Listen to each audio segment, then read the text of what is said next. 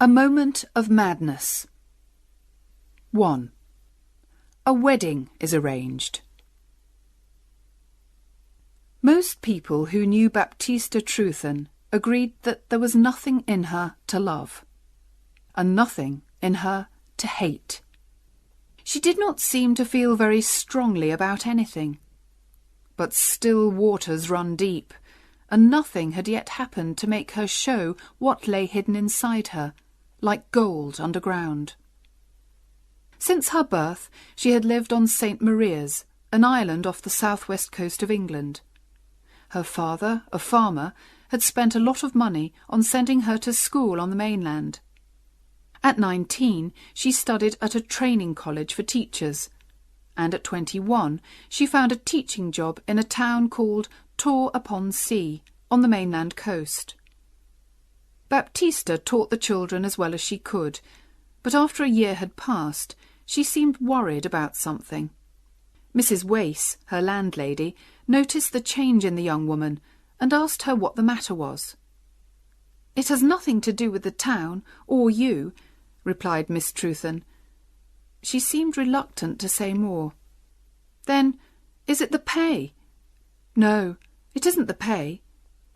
"Is it something that you've heard from home, my dear?" Baptista was silent for a few moments. Then she said, "It's Mr. Hedagan, David Hedagan. He's an old neighbour of ours on St. Maria's, with no wife or family at all. When I was a child, he used to say he wanted to marry me one day. Now I'm a woman, it's no longer a joke, and he really wishes to do it. And my parents say I can't do better than have him." "Has he a lot of money?" "Yes, he's the richest man that we know." "How much older than you is he?" 20 years, maybe more." "And is he, perhaps, an unpleasant man?" "No, he's not unpleasant." "Well, child, all I can say is this. Don't accept this engagement if it doesn't please you. You're comfortable here in my house, I hope, and I like having you here." "Thank you, Mrs. Wace. You're very kind to me. But here comes my difficulty. I don't like teaching." "Ah, you're surprised. That's because I've hidden it from everyone." "Well, I really hate school. The children are awful little things who make trouble all day long. But even they are not as bad as the inspector. For the 3 months before his visit, I woke up several times every night, worrying about it. It's so difficult knowing what to teach and what to leave untaught. I think Father and Mother are right. They say I'll never be a good teacher if I don't like the work, so I should marry Mr. Hedagan, and then I won't need to work. I don't know what to do, Mrs. Wace. I like him better than teaching, but I don't like him enough to marry him."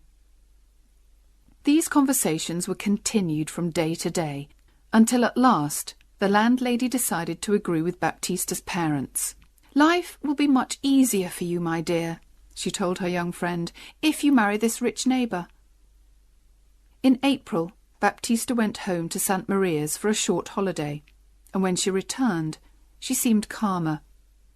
"I have agreed to have him as my husband, so that's the end of it," she told Mrs. Wace.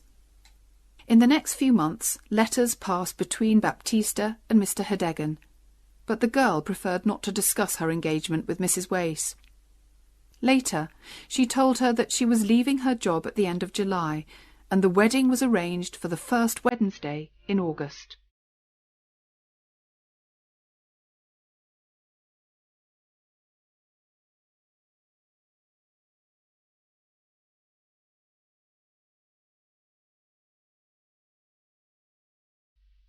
(2) A chance meeting.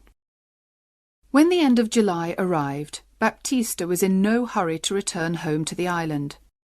She was not planning to buy any special clothes for the wedding, and her parents were making all the other arrangements, so she did not leave Tor-upon-Sea until the Saturday before her wedding.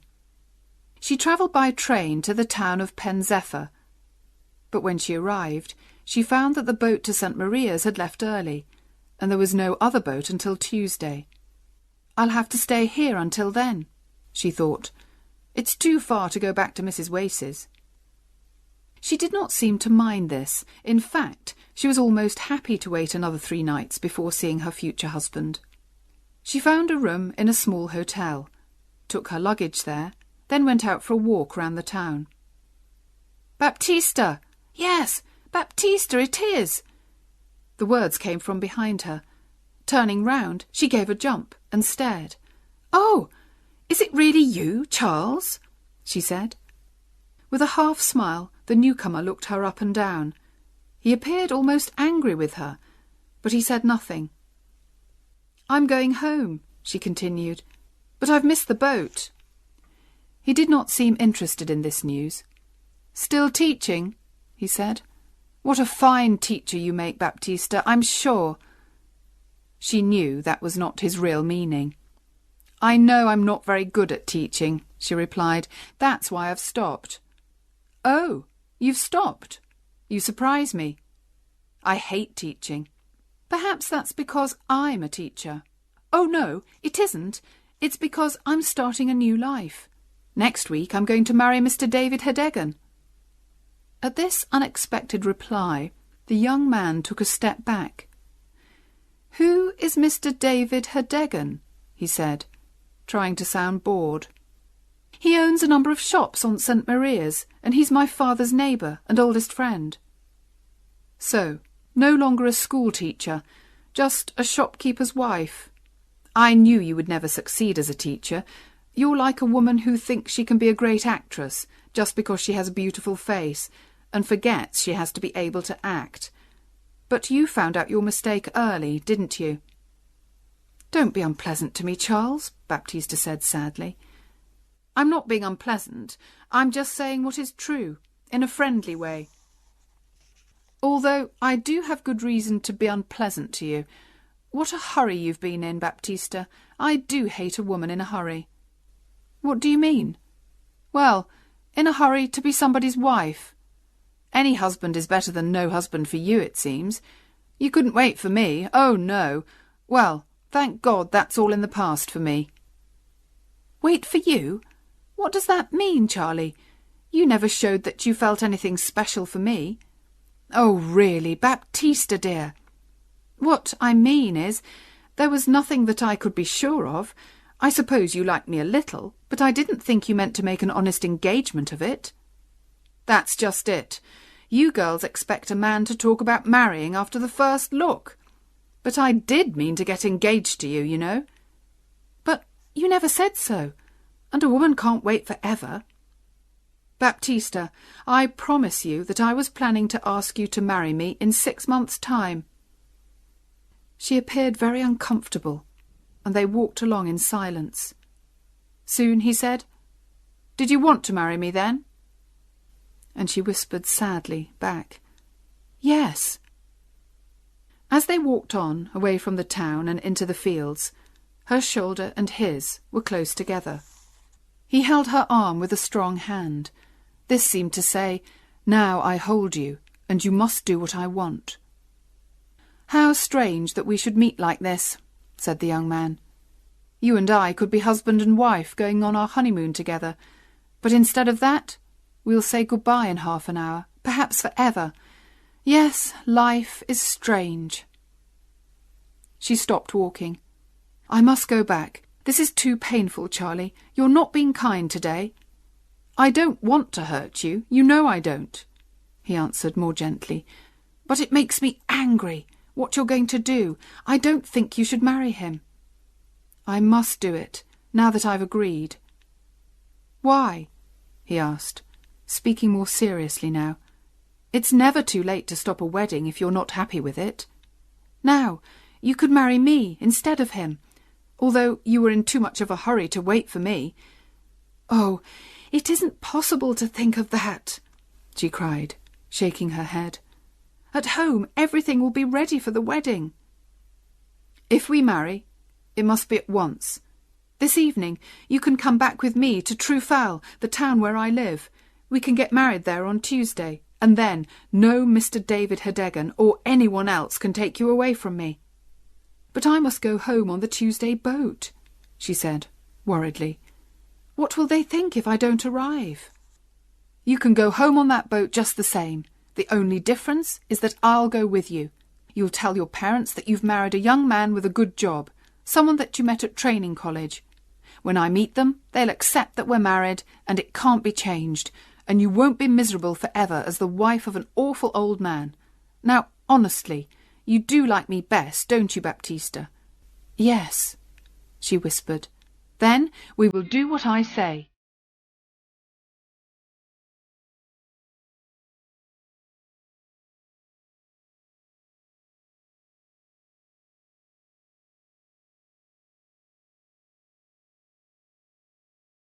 (3) Baptista gets married. That same afternoon, Charles Stowe and Baptista Trewthen travelled by train to the town of Trufel. Charles was, surprisingly, very careful of appearances and found a room for Baptista in a different house from where he was staying. On Sunday, they went to church and then walked around the town. On Monday, Charles made the arrangements, and by 9 o'clock on Tuesday morning, they were husband and wife. For the first time in her life, Baptista had gone against her parents' wishes. She went cold with fear when she thought of their first meeting with her new husband. But she felt she had to tell them as soon as possible, and now the most important thing was to get home to St. Maria's. So, in a great hurry, they packed their bags and caught the train to Penzeffer. They arrived 2 hours before the boat left, so, to pass the time, they decided to walk along the cliffs a little way. It was a hot summer day, and Charles wanted to have a swim in the sea. Baptista did not like the idea of sitting alone while he swam. "But I'll only be a quarter of an hour," Charles said, and Baptista passively accepted this. She sat high up on the cliffs and watched him go down a footpath, disappear, appear again, and run across the beach to the sea. She watched him for a moment, then stared out to sea, thinking about her family. They were probably not worried about her because she had sometimes missed the boat before, but they were expecting her to arrive today and to marry David Hedegan tomorrow.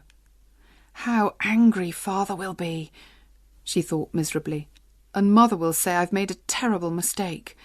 I almost wish I hadn't married Charles in that moment of madness. Oh dear, what have I done?" This made her think of her new husband, and she turned to look for him. He did not appear to be in the sea any more, and she could not see him on the beach. By this time she was frightened, and she climbed down the path as quickly as her shaking legs could manage. On the beach she called 2 men to help her, but they said they could see nothing at all in the water. Soon she found the place where Charles had left his clothes, but by now the sea had carried them away. For a few minutes she stood there without moving. There was only one way to explain this sudden disappearance. Her husband had drowned. And as she stood there, it began to seem like a terrible dream, and the last 3 days of her life with Charles seemed to disappear. She even had difficulty in remembering his face. How unexpected it was, meeting him that day, she thought. And the wedding, did I really agree to it?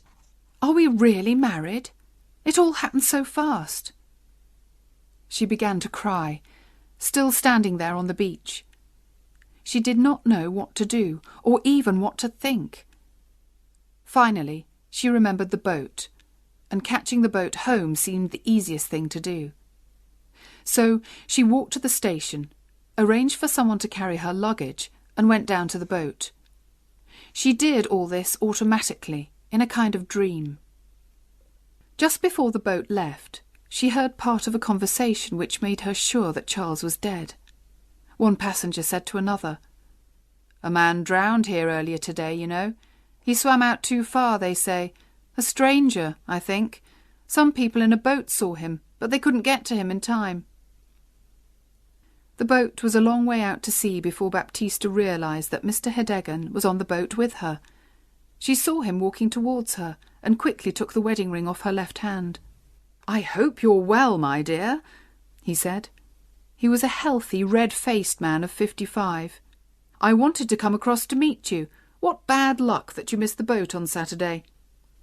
And Baptista had to agree and smile and make conversation. Mr. Hedegan had spoken to her before she was ready to say anything. Now the moment had passed. When the boat arrived, her parents were there to meet her. Her father walked home beside Mr. Hedegan, while her mother walked next to Baptista, talking all the time.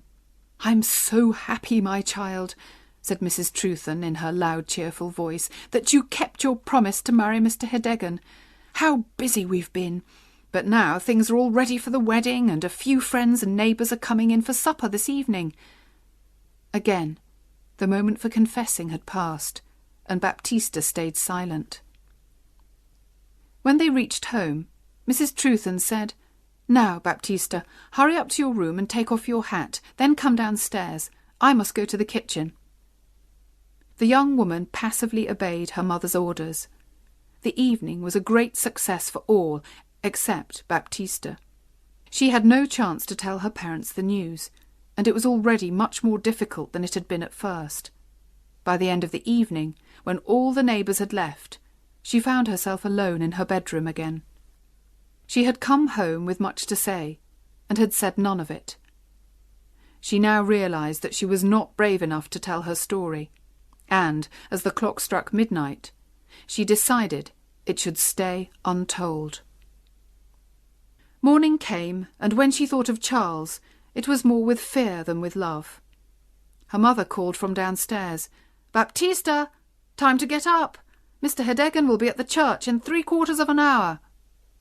Baptista got out of bed, looked out of the window, and took the easy way. She put her best clothes on, confessed nothing, and kept her promise to marry David Hedegan.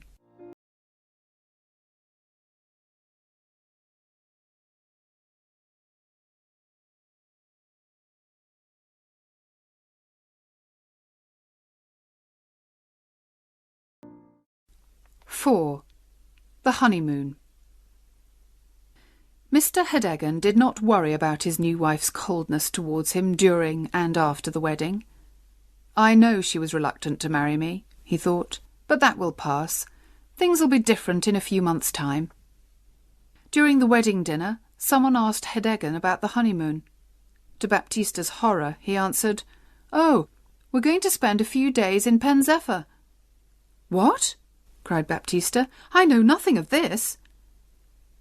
Because of her late arrival, Hedegan had not been able to ask where she would like to spend the honeymoon, so he had arranged a trip to the mainland. It was difficult to change these plans at the last minute, so she had to agree, and that evening she and her new husband arrived in Pen Zephyr. Their first problem was finding a hotel, because the fine weather had filled the town with tourists. They walked from place to place, Hedegan polite and friendly, Baptista cold and silent. Finally, they found an excellent hotel, which, to their surprise, was empty. Kindly Mr. Hedegan, who wanted to please his young wife, asked for the best room on the first floor, with a good view of the sea. "I'm sorry," said the landlady. "There's a gentleman in that room." Then, seeing Hedegan's disappointed face, and not wishing to lose a customer, she added quickly, "But perhaps the gentleman will agree to move to another room, and then you can have the one that you want." "Well, if he doesn't want a view," said Mr. Hedegan. "Oh, no, I'm sure he doesn't, and if you don't mind going for a little walk, I'll have the room ready when you return." During their walk, Baptista was careful to choose different streets from those that she had walked down with Charles, and her white face showed how difficult this visit was for her. At last they returned to the hotel, and were shown into the best bedroom. They sat at the window drinking tea. Although Hedegan had arranged for a sea view to please Baptista, she did not look out of the window once, but kept her eyes on the floor and walls of the room. Suddenly, she noticed a hat on the back of the door. It was just like the hat that Charles had worn. She stared harder. Yes, it was the actual hat. She fell back in her chair. Her husband jumped up, saying worriedly, "You're not well. What can I get ye?" "Smelling salts," she said quickly, her voice shaking a little. "From the shop, near the station." He ran out of the room, Baptista rang the bell, and when a young girl came, whispered to her, "That hat! Whose is it?" "Oh, I'm sorry, I'll take it away," said the girl hurriedly. She took the hat off the door. "It belongs to the other gentleman." "Where is the other gentleman?" asked Baptista. "He's in the next room, madam. He was in here. But I can't hear him. I don't think he's there." "He makes no noise, but he's there," replied the girl. Suddenly, Baptista understood what the girl meant, and a cold hand lay on her heart. "Why is he so silent?" she whispered. "If I tell you, please don't say anything to the landlady," begged the girl, "or I'll lose my job. It's because he's dead. He's the young teacher who drowned yesterday. They brought his body here, and that's why there's nobody staying in the hotel. People don't like a dead body in the house. But we've changed the sheets and cleaned the room, madam." Just then, Hedegan arrived with the smelling salts, and the girl left the room. "Any better?" he asked Baptista. "I don't like the hotel," she cried. "We'll have to leave." For the first time, Hedegan spoke crossly to his wife. "Now that's enough, Baptista. First you want one thing, then another. It's cost me enough in money and words to get this fine room, and it's too much to expect me to find another hotel at this time of the evening. We'll stay quietly here tonight, do you hear, and find another place tomorrow." The young woman said no more. Her mind was cold with horror. That night she lay between the two men who she'd married. David Hedegan on one side, and, on the other side, through the bedroom wall, Charles Stow.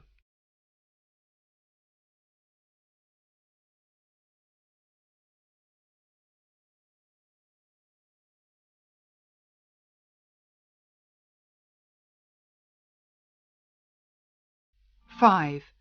Secrets discovered. Mr. and Mrs. Hedegan both felt the honeymoon was not a success. They were happy to return to the island and start married life together in David Hedegan's large house. Baptista soon became as calm and passive as she had been before. She even smiled when neighbours called her Mrs. Hedegan, and she began to enjoy the comfortable life that a rich husband could offer her. She did nothing at all to stop people finding out about her first marriage to Charles Stow, although there was always a danger of that happening. One evening in September, when she was standing in her garden, a workman walked past along the road. He seemed to recognise her, and spoke to her in a friendly surprise. "What? Don't you know me?" he asked. "I'm afraid I don't," said Baptista. "I was your witness, madam. I was mending the church window when you and your young man came to get married. Don't you remember? The vicar called me to be a witness." Baptista looked quickly around. Hedegan was at the other end of the garden, but unluckily, just at that moment, he turned and walked towards the house. "Are you coming in, my dear?" he called out to Baptista. The workman stared at him. "That's not your—" he began. Then he saw Baptista's face and stopped. Baptista was unable to speak, and the workman began to realise that there was a little mystery here. "I've been unlucky since then," he continued, still staring at Baptista's white face. "It's hard finding enough work to buy food for my wife and myself. Perhaps you could help me, because I once helped you." Baptista gave him some money and hoped never to see him again. But he was cleverer than he looked. By asking questions on the island and the mainland, he soon realised that Baptista had married one man on Tuesday and another man on Wednesday. He visited her again 2 days later. "It was a mystery to me, madam," he said, when she opened the door, "but now I understand it all. I want to tell you, madam, that I'm not a man to make trouble between husband and wife, but I'm going to get back to the mainland again, and I need a little more money. If your old man finds out about your first husband, I'm sure he won't like it, will he?" She knew he was right, and paid him what he wanted. A week later, the workman sent his wife to ask for more money, and again Baptista paid. But when there was a fourth visit, she refused to pay and shut the door in the man's surprised face. She knew she had to tell her husband everything. She liked him better now than she had done at first, and did not want to lose him. But her secret was no longer safe. She went to find him and said, "David, I have something to tell you." "Yes, my dear?" he said with a sigh. In the last week he had been less cheerful and had seemed worried about something. When they were both in the sitting-room, she said, "David, perhaps you will hate me for this, but I must confess something that I've hidden from you. It happened before we were married, and it's about a lover." "I don't mind. In fact, I was hoping it was more than that." "Well, it was.